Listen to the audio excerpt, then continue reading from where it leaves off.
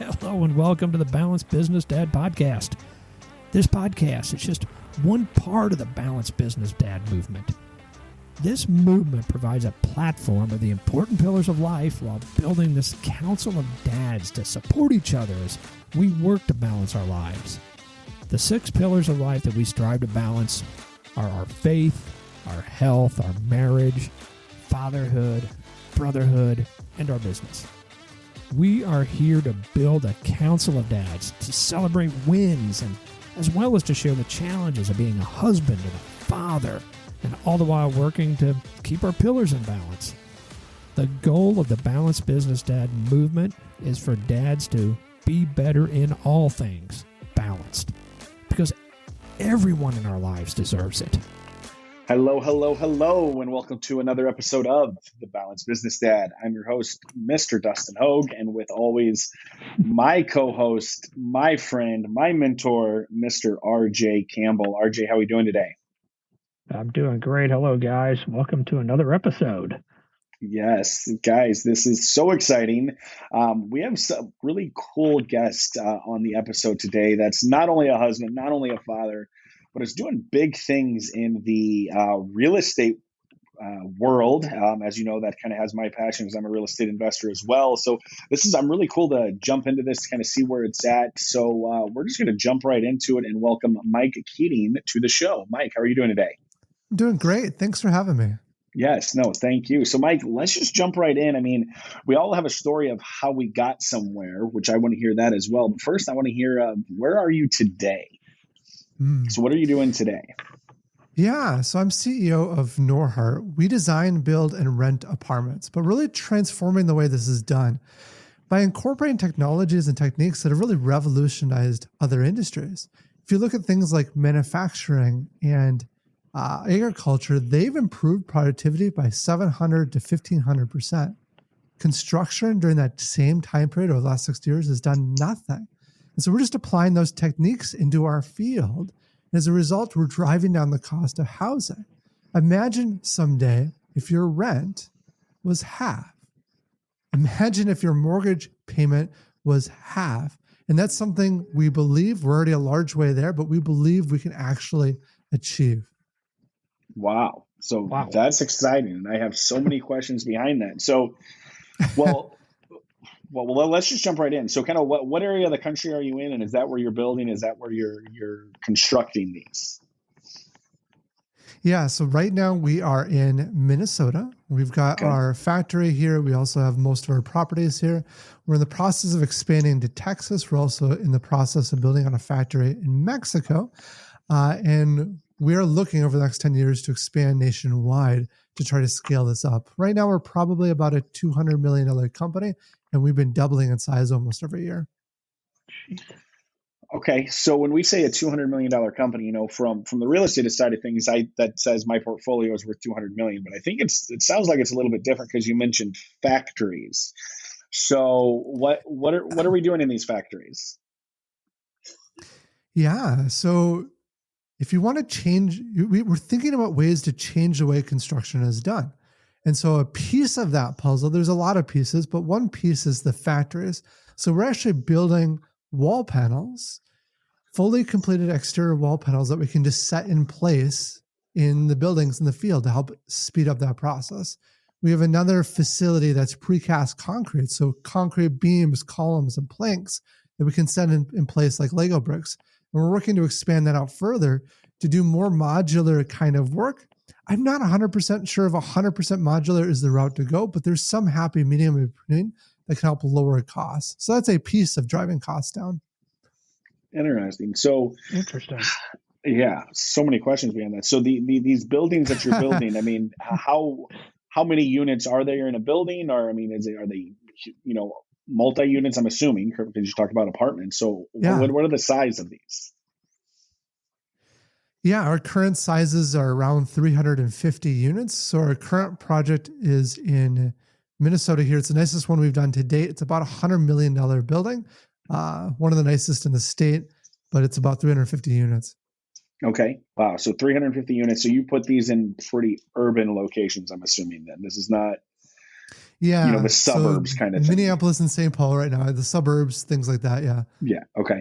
All right. Gotcha. And so these 350 units. So, I mean, what are the sizes of these units? What is kind of the layout? What is the structure of those? Yeah. So the units range in size. We have the smaller studios that are maybe 500, 600, 700 square feet to 1 bedrooms to all the way up to 3 bedrooms. In that particular building, we have penthouse suites. So they range up to like 2,000 square feet up on the 7th story overlooking downtown. Yeah, so kind of a whole variety depending on who's looking for that space. Nice. And do you guys have rent costs on that yet? So what one of those would rent for? I don't know if that's quite public yet, but one Sure. interesting thing to note is that we're kind of unabashful about charging market rate for our units. What we're doing is we're driving down the core cost of construction. Our dream is over the next 10 years, if that cost driven down and expanding out nationwide, that we can actually change the market. And why that's meaningful is if you just lower rents on one particular unit, that's not a sustainable way to improve it for everyone. We're using that capital to expand and grow to improve it, hopefully nationwide. It's pretty crazy. If you look at places like Japan right now, they're actually in a situation where they've been able to drive down some of the costs in some of these same ways. And so we're applying some of those same techniques. Wow, fascinating. How did you get into this? Because that seems very, I don't even know the word, but out there. I love it. So how did you come up with this? How did you get into this? Yeah. So my parents originally started the business, and it was nothing like it is today. It was a very small family business. And my dad always wanted me to join it, but I didn't want anything to do with it initially. And I didn't want that because I didn't want people to feel think that it was just given to me. And so I really had to wrestle with my own ego. Went off to college and then came back and then decided, deep down, I just wanted to make some kind of meaningful, positive impact on the world. And I realized, look at the opportunity in front of me to take this small business and morph it and change it and grow it into something that can have that kind of impact. So I eventually worked through my own ego, jumped on board, and within a couple of years, my dad unexpectedly passed away. And so overnight, I had the weight of the world on my shoulders. I had this small business. And if I'm very honest, I didn't know what I was doing. But I think there was some magic in that because this industry, the construction space, is very stuck in a certain way of doing things. And we came in and we didn't know what we were doing. We just started to question everything. And we started to make changes that people in this industry wouldn't think to make. And frankly, looking back, I didn't realize how painful they would be. So maybe I wouldn't have even made those same changes, but we started making those changes. And now we're transforming the way the industry is handling construction. And we believe that we can drive down those costs as a result. That is amazing, guys. One of the things I think all dads need to listen to right there is question everything. Right? Yeah. Be curious in your own life, in your own business, and in all the pillars of life. Let's be curious and let's start asking questions. Are we doing something because it's right, or are we doing it because somebody said it was right 30 years ago? So I love that. Question everything. Write that down, guys. That's huge. So you were thrown into this industry and you're making such an impact. I love that. But this is a very large company you're running. I mean, $200 million company. This is not, a small company. Did you have leadership and management skills before this, or training on this, or is it just like, hey, I'm going to do this and I'm going to figure it out along the way? A little of both. I was very involved in leading different initiatives throughout my entire growing up. But in all honesty, I didn't have the level of expertise that I needed to have, including in leadership. And so some of the first things we did was bring on people much smarter than me that could be like, Mike, nice job. Good attempt there, but this is the way you should do things. Here's how you should look at how to manage and lead. And so we implemented things like, this seems kind of basic now, but things like EOS. I don't know if you're familiar with that. Very well. But it's just a managerial system. Yeah. But I think foundationally, the thing that really changed things for us is recognizing that we want to hire the world's best people. And I don't just say that lightly. That is literally what we shoot for. In fact, we have employees that we fly up to work every single week. Employees in other states that fly in for the week and then fly home because they're the best in the world of what they do. And we want that caliber of people. We've got we got people all across the world that work with us internationally as well. To give you some sense of the caliber of people, Steve Jobs announces the iPhone in 2007. Steve Jobs walks off of that stage and one of our employees follows Steve Jobs after his presentation, talking about some other things that they were doing. It's that kind of level of people, but you bring that level together, they change things. And that was sort of a big revelation for me. People much smarter than me teaching me that. But once we did that, it changed the game.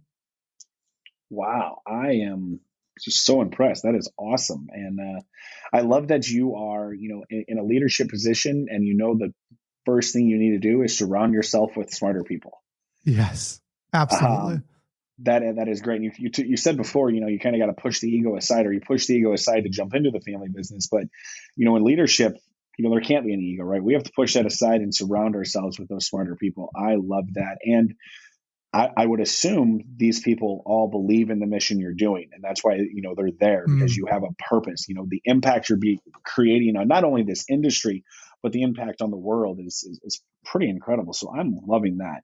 So what I want to talk about, the questions that the business side of things, but then I also want to jump into, because this is, about the dads in business for themselves. And sometimes we get a little bit out of whack. So first, let's talk a little bit more about the business, but then I want to hear, those struggles where you were out of balance and then you got back into balance. So, well, first of all, what does it take? Who do you have to be? What does it take to grow a business to your size?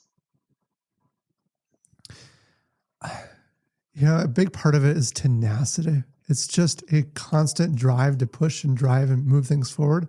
It's bringing on the best people has helped tremendously. It's building the right systems and infrastructure. I think there's been so many points we've skinned our knee on different items and realizing, okay, we don't have the right infrastructure in place to support what's going on there. Right. It's building the right culture is a key part of it too, especially in the world of construction. It's very rough and tumble kind of culture. It's not like that at all here. It's fun engaging with the teams on site. That's awesome. I'm loving that. So tenacity, that is one of those attributes I love as a leader. All right, very cool. So let's talk about kind of enough about the business, but more you, because you're running this massive thing. You're your husband, you're a father of 2 girls. How do you keep it balanced? I mean, how do you do it all? It's really challenging. And actually I've got 2 coaches I work with as well. And that's one of the first questions, or one of the questions we ask ourselves regularly. Like, I want to be operating at a world-class level, right? I want to be changing the world for the better at the highest levels. And we look at people who typically do that. They don't have very balanced lives. And my life a number of years ago was definitely not balanced. This is an exaggeration, but there was periods in my life, it was 100 to 110 hours a week. Wow. And to give you some sense of that, in college, for example, there was a quarter that I did 27 credits. So the average is 16. The maximum at the University of Minnesota was 20. I had to get special approval to go to that level. And even when I had an easy semester, it might be 21 credits, but I also have a full-time job on top of that. And so I was very much out of whack. And I think part of me is just so driven. I want to achieve, I want to push at that kind of a level. But a number of years after I got married, it became very clear that was not functioning well. My wife was unhappy. We didn't quite have kids at the time yet, but it was not in a good spot. She was super supportive, super understanding, wanted to see us change the world. But there's only so much of that even a great wife can take on. And I foundationally had to learn that if I support and love and care for my wife in the right way, if I do that for my kids, if I get that right first, everything else kind of falls in place. But if I do that other stuff first and I focus on that first, everything falls apart because my relationship with my wife isn't great. And then I can't function well in a business. Very much, if you have a happy wife, you can have a happy life. If you screw that first part up, it just does not work. So that was a lesson I had to learn. And then there's a lot of like steps, because now we're trying to figure out, okay, how do we execute on this well? It's very, very hard to execute at a world-class level and have an amazing family and home life. And so I think one big thing for me is eliminate everything I possibly can. Every minute to me is valuable. And so little things like, we don't clean our house, we don't do lawn, we don't do snow removal, we don't do maintenance, we don't do taxes, the daily childcare, we got that figured out. Even food prep, we get someone cooks our food and delivers it for us, and it's just there ready to go. So there's those little things I eliminate because those are not adding value to the things that I value most. And then I think a piece of it too, which might seem a little crazy, but it's really trying to get the habits right. And so for me, every day I am home by 6. My family knows that I'm going to be home by 6, like to the minute, a little extreme, but I'm home by 6. They can count on that. I'm there with them. I'm focused on them. After that point, worked to put the kids to bed. For me, my sleep, I am in bed at the same time every night. I never compromise on sleep, because if I screw that up, everything else starts to fall apart. My workouts, I know when I'm doing workouts. I do a 15-mile run on Sundays. Even little things like when my wife texts me, no matter where I am, no matter what I'm doing, there's a response to that text. I just got to get those little things right. And then beyond the habits, beyond just that foundation that people can rely on, I think a piece of it is the spontaneity, right? So kids, the wife, family wants to do something, to be, yep, we're on that. Even if I know I've got this big thing I've got to work on, I've just learned that when it's about them, they take first priority, and whatever that is, we're engaged. I'm fully with them in that space. So those are the things I've kind of been learning throughout the years. Although I'm not perfect at it, it's very hard to do at a world-class level, but I'm trying to bridge that gap. So there's a couple things that you said that I want to make sure that people get. First of all, is you got to get the little things right. That is, if you get those little things right, all the big things will fall into place. I love that. The other thing that you mentioned is, I want to do everything I'm doing world class. And what I like about that, I've obsessed over the last few years that every day I want to be better tomorrow than I am today. That's my goal, is to be better today than I was yesterday, right? And that is kind of going towards that world-class thing. I just want to be better. There is no end zone in that. I just want to be better. And I love that, because that's what you're growing through that. It seems to me, based off us talking, that spontaneity is probably not your favorite thing. I'm guessing you like some structured in your life. I have to learn to build that in. That is probably one of my biggest weaknesses. I love that. I have to learn to build in spontaneity. If that is not a type A personality, yeah, that is awesome. That is great. Well, I love that. So that 110 hours a week. So now I'm assuming you don't do that, because you're off by 6. You're at home by 6 every day. So how was that transition to go from working that much to not working that much? Did that cause some stress in your life? It did. Well, it did, because my wife was not in a good spot. And I recognized that unless I make changes, my life's going to fall apart. So there was a lot of stress in that. I think one of the interesting things I learned is you can do a lot in 70 hours. And sometimes the extra 40 hours doesn't really add much value long-term. You might be working on things that are not actually adding value. So I really focused hard on how do I eliminate as much as I can, even within the business. As we've been growing, we're always taking on new challenges, but as fast as I can, eliminating stuff off of my plate, hiring people to fill those roles and passing that on to them and growing them. One thing I think a lot about is my dad died relatively young, and life is so short. I ask myself every morning, how do I want to spend the minutes I have out here on earth? For me, that's the family. It's my wife. It's my kids. It's also trying to positively impact the world. And so most everything else, I try to eliminate out of that pool, because those are the things I really want to get right. I love that. And yeah, that is amazing. So I have one more question. I'm going to turn it up to RJ because I feel like I've been hogging the conversation here, but because I'm just so fascinated in this. So we talk about these world-class, the best of the best employees, right? Mm-hmm. And they're flying to work for you. I mean, that's incredible.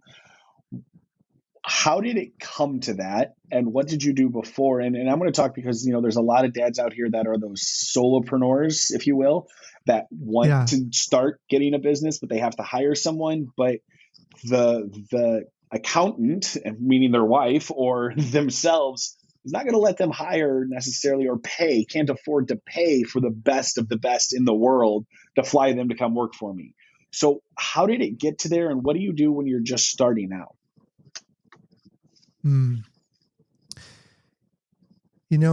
It was people much smarter than me came along and encouraged me on this. And then also learning from, again, the best of the best companies. And so one of the companies that really inspired me was Netflix. So I don't know if you've ever read their book, Reed Hastings' book, No Rules. And so in there, he talks about the same concept. And we looked at our staff at the time of me learning this lesson and realized, this is sort of a hodgepodge group of the people that we could get, the warm bodies to fill the seats. And we ended up doing it was probably 3-6 months review of every single staff member, and realized that a lot of them weren't up to the level, and we let most of them go. And then we ended up hiring a recruiting team. We now have, I think, 14 recruiters on staff that work to find the best of the best people, because it takes a tremendous amount of effort to do that. And what we find is that the people who are truly best and the best, they outperform the average person by 2, 3, 5, 10 times as much. And I'm not exaggerating when I say that. I see it over and over and over again. And what happens is, even though they're the most expensive, we pay top of market salaries. We don't compromise on that. Even though they're the most expensive, they are actually the most inexpensive when you look at the cost per amount that they produce. And that's what most people don't understand, which is why I think the market's so messed up in that regard.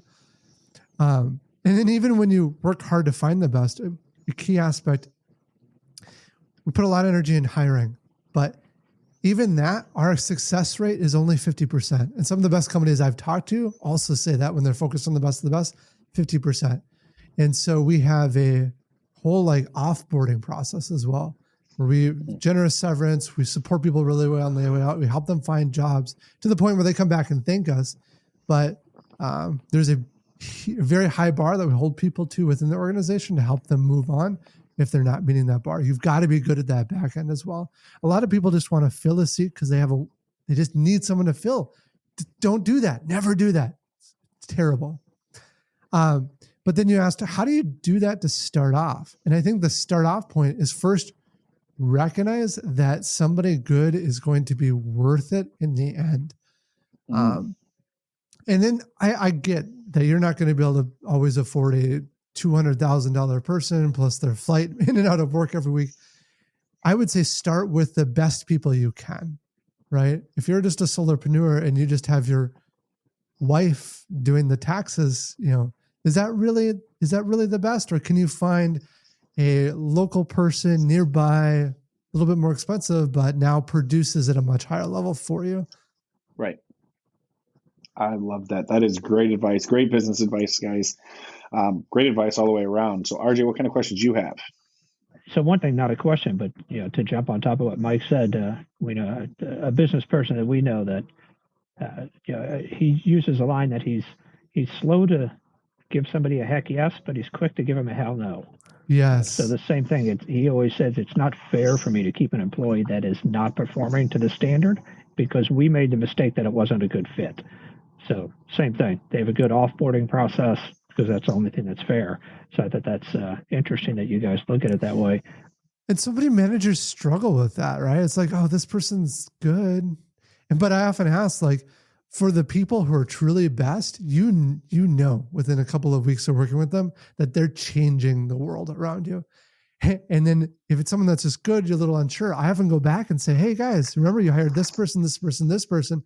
How long did it take you to recognize that they were amazing? Oh, a week or two. Okay, then why are you stuck on this one that you're not sure about? Like if you had these other people, would they change your world? Oh, yes. Okay, good. Let's do it. So going backwards. So this is just backwards into the company. So you're changing the way construction is done because, like you said, it's an industry that never changes. Mm-hmm. How different what you're doing is from what we've seen where people are doing modular type construction, whether it's a modular home or, tilt up panels for, concrete type commercial buildings. Yeah, great question. What we find is, because we worked with a lot of these companies, I've toured their plants, I've had discussions with them, their costs aren't lower. They come up with this kind of cool, new, innovative technique. If it's modular, if it's 3D printing, if it's a tilt-up panels, what have you, but it doesn't actually drive down the costs. Driving down the costs are related to things that are a lot less exciting to put onto the news. For example, the construction industry is very segmented, right? Your owner is different than your developer, which is different than your general contractor, and so on and so forth. The guys doing the work might be 3 or 4 companies removed from the ones that own the building. And because of that, there's a lot of inefficiencies. Different trades don't always want to work well together. We brought everything in-house. Once it's all in-house, we can now do things that other companies can't. We're taking a 15-month project and we can drop it down to 9 months just in changing the techniques, the way that the building is built. So we're actually working with Toyota on this, but we're breaking our building down into smaller chunks. So we have maybe 1 unit or half a unit batch sizes. And then all of the electricians work in one chunk where every 5 hours, they move to the next unit. So right now, every 5 hours, we produce another apartment unit. And we think we can get that down to 2 hours and maybe even less. At Toyota, they actually produce a car every 55 seconds. But just that one concept alone, nobody's doing in the construction space. And so that's one of them. There's a couple of dozen things like that you execute on that are not super exciting, that meaningfully impact construction costs. That's amazing. Yeah, that's interesting that you are looking, like you said, you're questioning everything, which we can all do in our businesses. And then you're going totally outside of construction to look at high-speed manufacturing to say, okay, how could we do that in a construction space for buildings as opposed to a car? Exactly. Wow. Yeah, that's it. I love it. I mean, that's what I take away from this more than anything else, guys, is question absolutely everything. When you get that answer, that's the way we've always done it, not the right answer. And it's challenging. It's scary to do something different. I mean, within the last year, we built our first precast facility. These are these giant concrete beams and planks. There's only a couple in the entire state. It's a very specialized thing. And someone's like, we can fix some of the problems we have by bringing this in-house. This is a crazy idea. We had no expertise, no skills in this. I think most people would be like, this is insane. What are you doing? What I love about our team is there's fear, but they're willing to jump in and tackle those big things and change the way things are done, even if it's painful in getting to that end goal. Wow. So that's amazing. So a couple of follow-up questions that I want to ask is the actual people doing the work, the construction workers, right? Because, I mean, again, I rehab single-family houses, maybe small multifamilies. I can't imagine Joe in the truck to, I'm going to be able to do 5 units or I'm going to do a unit every 5 hours just because of their mentality. So are you guys training your own construction crew, or like I just feel like that is totally different than what I'm used to. And maybe there's something different there, or maybe you're just a better leader. I don't know. No, you're exactly right. We work really hard to hire experienced people, and we do get them. But what we often find is that if someone's been around in the industry for a while, they're stuck in a way of thinking, a mentality, and frankly, also just a cultural mismatch. Construction is very rough. It's kind of, boy, I've got some terrible stories that people tell me. but very rough environment. Yes. When you come out on our site, it is uplifting. It's encouraging. People are waving, saying hi. They're excited by the people they work with. And oftentimes at orientation, because I do orientation every week with the new hires, I tell them this story, and I get people every time like, okay, yeah, you tell me this story. Sure, I'll believe it when I see it. We do follow-up orientation with all of our team members a month and 2 months after them hired. At those, I ask them, okay, guys, what is it actually like? And almost every single time they come back and say, I didn't believe you, but it is that way. The culture is actually like that. I like the people I work with. They push me to be better.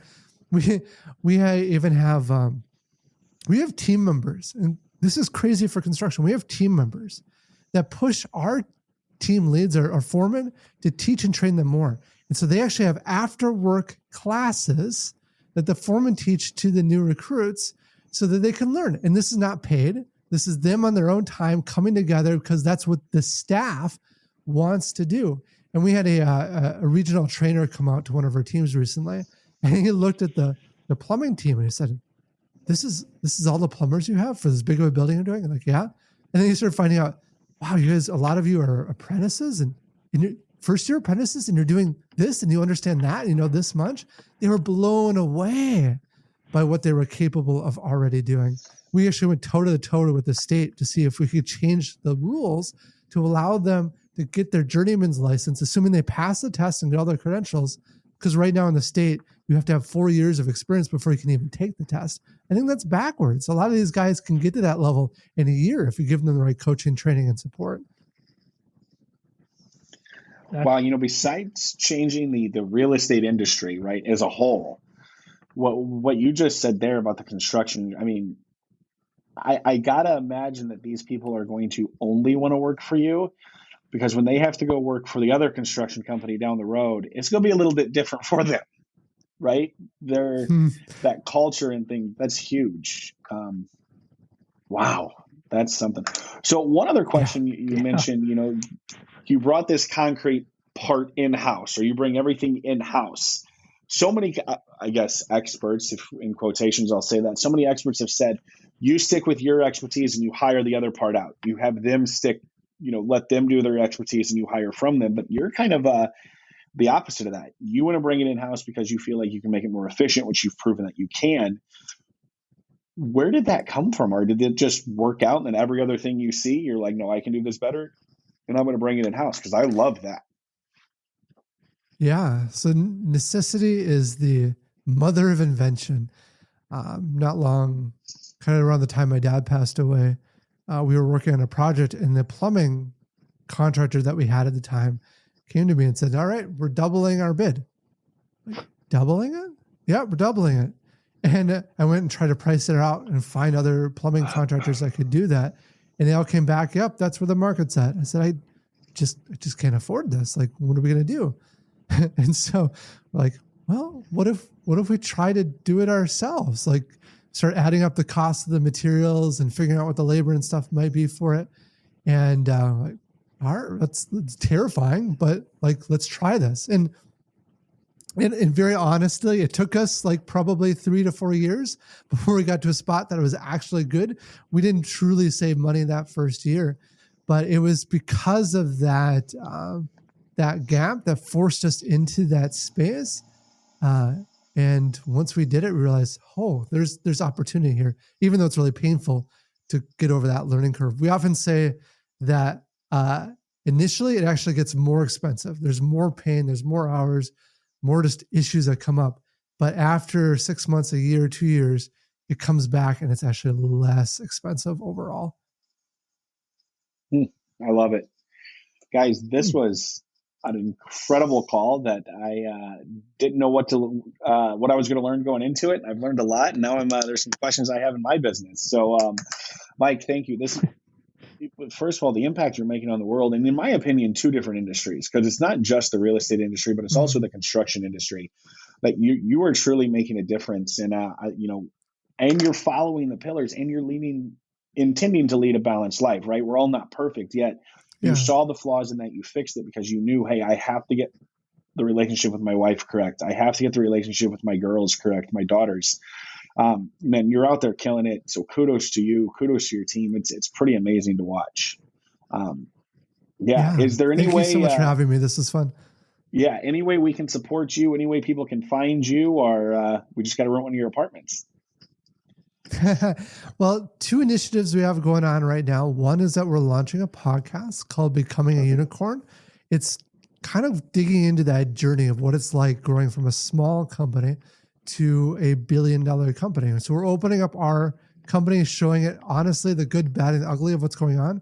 We'll also be interviewing people that have gone through that journey. And then secondly, we have our new Norhart Invest platform, which gives people an opportunity to earn a interest rate that's much higher than a bank, but it's a deposit account that you can put money and take money out.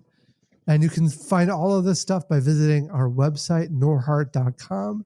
That's NORHART.com. Excellent. We'll make sure we have that in the show notes for those links. Yeah. Mike, this was excellent. Thank you so much. RJ, go ahead and close us out.